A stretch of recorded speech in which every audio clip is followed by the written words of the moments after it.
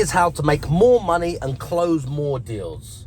So, a lot of you guys, a lot of you people, a lot of you investors, a lot of you entrepreneurs, you guys following me have asked a particular question, so I'm answering it for you now. I'm trying to give you as much value as possible, what we're doing, instead of some sugar-coated, fluffy bullshit, rah-rah information that you need to buy something from me to make more money or to make it work. This is exactly what we're doing right now in 2023, in December, that works, okay? So, a lot of you guys have asked me, how can I make more money? How can I close more deals? How can I negotiate with the owner or the landlord or the freeholder or whoever has the deal? Here is the answer, okay? So, poor people negotiate on price. Did you get that? Poor people negotiate on price. Educated people, rich people with a rich mindset or a mindset of abundance negotiate on something else which is nothing to do with the price. It may surprise you. We negotiate on terms. The terms are the most important things, way more important than the price. Let me give you an example, a real example of a real deal that we've done, okay? Now, I bought a hotel. This is a lease on a hotel. Now, the person selling the lease on the hotel, obviously leases, in case some of you guys don't know, you may have a lease for 5 years. You may have a lease for 10 years. You may have a lease for 25 years, which is common. You may have a 999-year lease, which is basically a virtual freehold, they call it. As if you own the property and it's never, ever, obviously going to be handed back. Okay, so let's just say, well, let's assume that you guys now know what a lease is, whoever is listening to this episode right now. Oh, hold on, I'm trying to put my massaging seat on. One of the perks of having a Continental GT. Not to boast, it's not to brag. It's so you guys understand what's possible, what you can buy if you want to go and spend, I don't know, 230 grand on this car, brand spanking new. You should have the tools and you should have the mindset and you should have the capabilities to do that after listening to this episode. So if you want to go and blow the cash on a fucking expensive car, go for it, okay? Let me give you the tools that you need. So, back to business. So, a lease on a property that we bought recently, okay? It's a hotel. Now, the person selling the hotel wanted a figure of around, well, I think it went on before at something like 300 or 350,000 for the lease, okay, on this particular hotel. It's not the freehold, it's the lease. Now, it was on the market. I think somebody bought it. I think it fell through. It came off the market and then it went back on the market. We actually inquired about it a long time before, or I even think before it was even on the market. Then it went away, then it came back, then it went off, and then we got back into the conversation with the owner and reopened the negotiation, started again. We completed on that deal. So this particular deal, guys, it's a lease on a hotel. They wanted £350,000 originally for the lease. Now, we went to see them, we went to speak to them, we went to negotiate with them, and it all come down to not the price, it came down to the terms. Now, let me give you the exact example of exactly what we did. This is a real life case study, deal that we've done, a hotel that is now ours in our portfolio, and I've literally just left there about 30 seconds ago. I'm recording this, I've just left the office right now, which is that particular deal. We're in there, we're operating the business, we're operating the hotel, and yeah, very happy about that deal. So, it was up for 350, sat down with the vendor, asking particular questions, simple questions. I don't want to make this sound any harder than it is. It's just asking the vendor, the seller, the owner, what they want. What is it that you want, okay? So then they will tell us, well, I want £350,000. And I also want the deal to be done within this time scale because I have plans with the money, or I have plans to do something else with my free time while I'm reevaluating my life, doing something different. This is after COVID. I'm changing my whole life goals, my life purpose, what I do with my time each day, etc., etc. This is what the vendor told me. So, just writing those things down. listening to them, what they want, what they need, okay? The price was $350. It came down to terms. It was nothing to do with the price. Let me just remind you again, it was nothing to do with the price. So what we did is, I think they had a higher price at the start, which was a $350. It came back on something like, I think it was around 250,000. It came down, there was some problems, somebody pulled out before. They weren't really motivated in that sense, but it came down to a price to sell it based on, I think the rent was going up, and there was a few other constraints that meant, you know, they didn't want to do any work to the building. They could save some money. They could come down from the 350 to a new figure, which was about 250,000. So that's where we started. It was on for more, but that's where we started, okay? So the starting point was £250,000. Now, it was already an amazing deal for me at £250,000. It was already an amazing deal for me, or a very good deal, at £350,000. But anyway, these negotiations started at £250,000, which was a new price that it came back on at, okay? So I literally said, what is important to you? What do you want? They told me the time scale. They told me the price, okay? So I don't ever negotiate on price, never. And let me explain to you why I never negotiate on price. It's very simple. I get way more deals, much bigger deal flow, much better deals, and ultimately make more money and get into deals quicker by never, ever, ever negotiating on price. Who would want to lose a deal based on 5 grand, 10 grand, 50 grand, even 100 grand? I wouldn't even want to lose a deal by offering them £1 million less. Oh, I saved £1 million. If that property was going to make me £1 million a year, why the fuck would I take the risk to sacrifice £1 million a year for the next 25 years, which is 25 fucking £1 million, over saving £1 million up front? Fuck that. You're not going to do nowhere near as many deals. You're not going to be taken seriously. You're not going to be an authority. You're not going to get called first to do a deal when an agent or a friend or a vendor or a business partner has something to sell, because you will be known for offering the lowest possible price. Now, remember, these courses, these gurus, these so-called property experts, etc., that are selling things all day long to make money from selling, not doing, will always say, put low offers in, put low offers in, put low offers in, put low offers in. And somebody will come back to you when they're desperate, etc., and then accept that offer. Why would you want to put 1,000 low offers in to maybe get one fucking deal in 2 fucking years while you're waiting for them to exhaust every other possible angle and opportunity or person or the open market? Fuck that. To then come back to you when they have nowhere else to go, no more leverage, nobody else to exhaust, and your last pickings. Like when you're at school and you're terrible at football and they're picking the football team. All the good people go first. The last person standing that nobody else actually wants. Do you want to be that person? Do you want that reputation for business?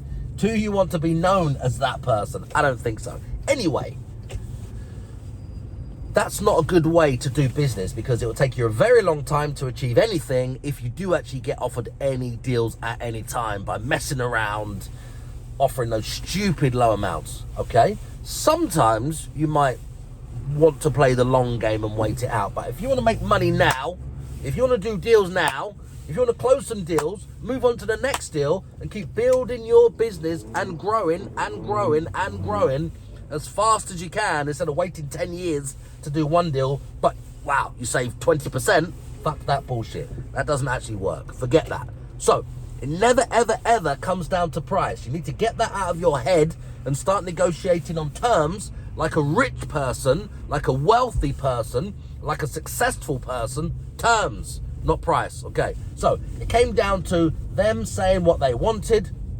I never, ever altered the price. So a little tactic, okay? If you think the price is £250,000, you're not negotiating over price. You're negotiating over terms. Okay, so they say what they wanted.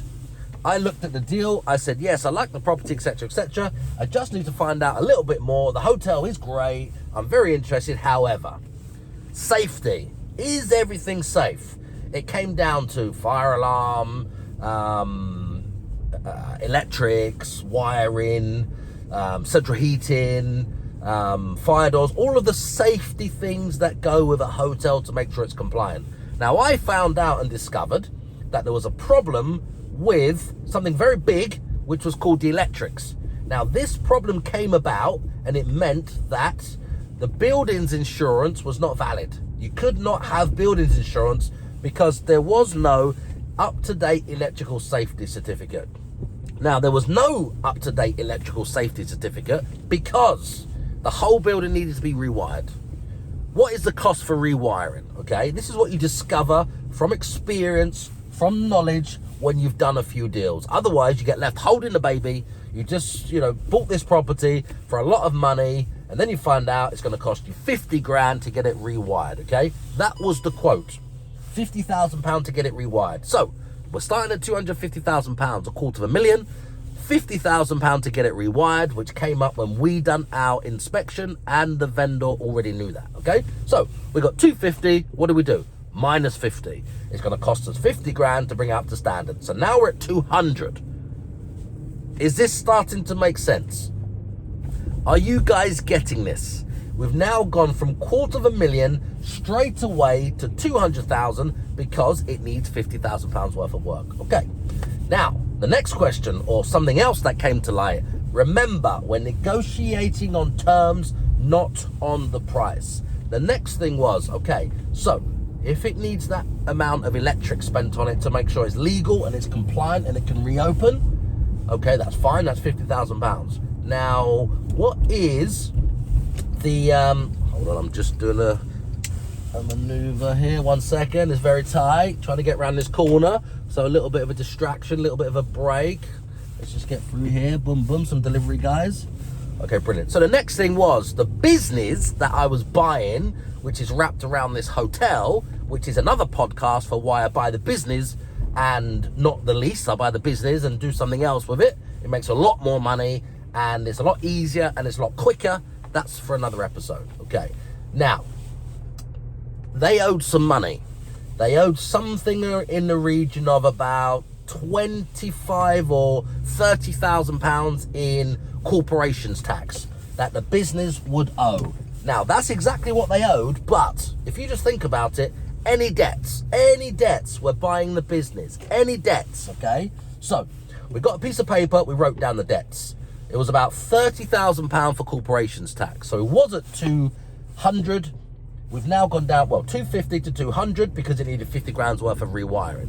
We've gone from 200 to 170,000 because there's a £30,000 corporation tax bill. On top of that, they owed a bounce back loan of around about 50,000. So we take another 50,000 from the 170. We're now at 120. We're already at 50% off of the asking price, and we haven't even done what? Started negotiating. We're just asking questions. Remember, we're not negotiating on the price, we're negotiating on the terms, because we haven't got a poor mindset like some of these people. We haven't got a poor mentality. This is how rich people operate. This is how wealthy people operate. This is how successful people operate. It's on the terms, which is the most important thing. It's not on the price. Now we're at £120,000. Now, there was something else, if I remember, in this particular deal. I think there was a loan or something else which was amounted to around about 20 grand. So we minus that 20 grand as well. So let's just say the company owed 100 grand, to keep it simple. In anything, it doesn't matter what it was. It really doesn't matter at all. So now we're down from 350, which was their original asking price, down to 250 because they put it back on the market because there was a little bit, not motivated, but they wanted to do a deal and have a close the chapter off in their life. When it came back on, it went off and it came back on at a different new price. Then we took the 50,000 off, which is what it cost to rewire it. got some estimates, got some quotes. We're now down to 200. Then they owed around about £100,000 in various debts, which takes it down to £100,000. So if you want to look at 350 to 250 to 200 to 170 to 120 to 100, that is a massive amount of, well, you could call it a discount, okay? Now, what we did, which is very simple, is instead of giving the vendor £250,000 in hard cash, which I normally have in the boot of my car, I'm not going to give you my number plate in case you find out where my car is and then you break into the car and steal the cash. Of course, I haven't got £250,000 in the fucking boot. Why the hell would I do that? I don't have it in a bank. You have it in property. You have it in assets, appreciated assets. Anyway, that's for another podcast. You're only an idiot if you've got £250,000 in the boot of your fucking car. Anyway, so now I gave him 100 grand, which was way less than 250 grand, okay? And I just done a deal, which is the terms. Remember, I did not negotiate on the price. I did not offer to reduce the price in any way. It was just a case of, you owe this, you owe this, you owe that, you owe this is the work to make it legal. Can we just agree to cross that off, cross that off, cross that off? I do all the work, no hassle for you. So you're making some savings, you haven't got the hassle, you haven't got the headache. I will take this hotel right now, I will do all the work. We've got some quotes, this is the number, let's just agree that figure, whatever it was, 47 grand, 50 grand for the work, for the electrics to rewire the building, and I manage the headache, I manage the builders, I manage electricians, I manage the compliance, I manage everything, make sure it goes smoothly, get all the certificates, and then we're all good. So you can just move on, no hassle. I will pay all the debts that the company owes, etc., this, that, the other, and I will also by the company, deal with everything. So your name will come off the company. You have no liability, no responsibility whatsoever. So you're safe, you're happy. I've given you 100 grand. I'm now responsible for the company. I'm now responsible for all the debts. It doesn't even matter in your mind, the vendor, if I don't pay any of the debt, because you're now off the hook. I'm now the guarantor, etc. I own the company, etc. I'm responsible for all the bills, all the liabilities. So, do you see the power in this strategy? This comes with experience, it comes with knowledge, it comes with being through recessions, being through COVID, being through the ups and downs, investing in property for 23 years. For a very long time, I do not ever negotiate on price. In fact, I normally offer the people the exact amount of money they asked for or more. Many times I offered the person more money. Hold on, let's just do this because this is a special bit of road.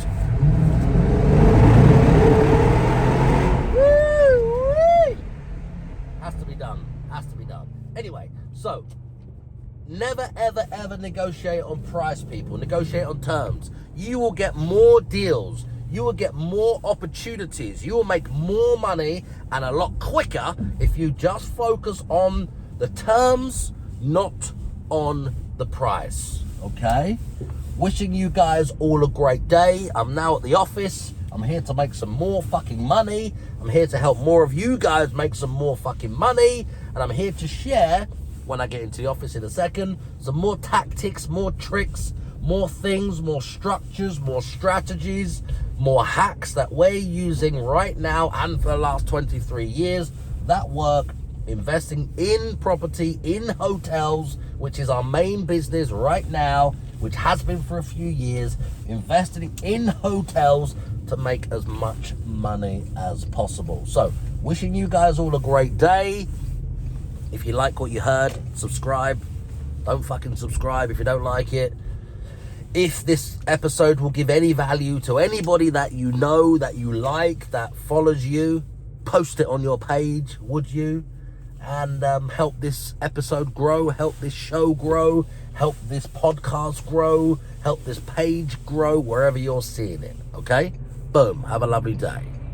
Oh, this massaging seat. Yeah, baby, yeah. I wonder if you can see it. Can you see it moving? Oh, look. Can you see it? I'm not sure if you can, but anyway, it's beautiful, it's hot, and it's massaging. Bentley Continental GT, it's how we're rolling. Hot seats, hot massaging seats on the way to work. Feels good, gets you in the right frame of mind, gets you in the right mindset, ready to tackle the day. Boom, let's go. Pumped up. Look at the guns.